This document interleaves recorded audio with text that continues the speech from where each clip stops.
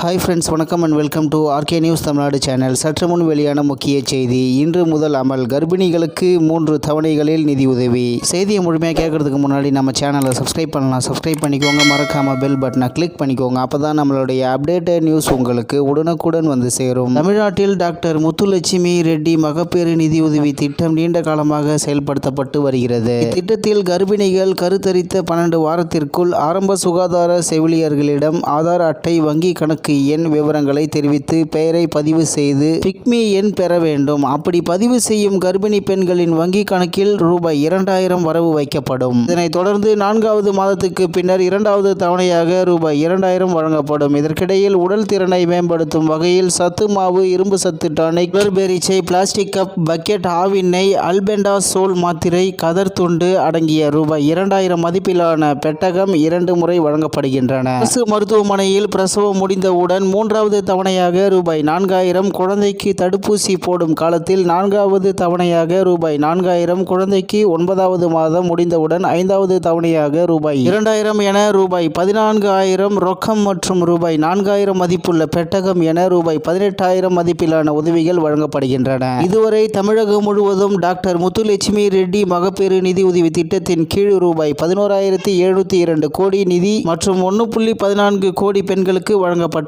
பிரதம மந்திரி மாத்ரு வந்தனா யோஜனா திட்டத்தின் நிதி பங்களிப்புடன் செயல்படுத்தப்படும். அத்திட்டத்தில் தற்போது சில மாற்றங்கள் மேற்கொள்ளப்பட்டன. அடிப்படையில் இதற்கு முன்பு வரை 5 தவணைகளாக வழங்கப்பட்டு வந்த ரூபாய் 14,000 நிதியுதவி இனி 3 தவணைகளில் வழங்கப்பட உள்ளது. கர்ப்ப காலத்தின் 4வது மாதத்தில் ரூபாய் 6000ம், குழந்தை பிறந்த 4வது மாதத்தில் ரூபாய் 6000ம், குழந்தை பிறந்த 9வது மாதத்தில் ரூபாய் 2000ம் வழங்கப்பட இருக்கிறது. அதேபோல் பேறு காலத்தில் 3வது மற்றும் 6வது மாதங்களில் இருமுறை ஊட்டச்சத்து பெட்டகங்கள் வழங்கப்பட உள்ளன. இந்த புதிய நடைமுறை இன்று ஏப்ரல் 1ஆம் தேதி முதல் நடைமுறைக்கு வருகிறது என்பது குறிப்பிடத்தக்கது. மேலும் இதுபோன்ற செய்திகளை உடனுக்குடன் தெரிந்து கொள்ள ஆர்கே நியூஸ் தமிழ்நாடு சேனலுடன் இணைந்திருங்கள். நன்றி, வணக்கம்.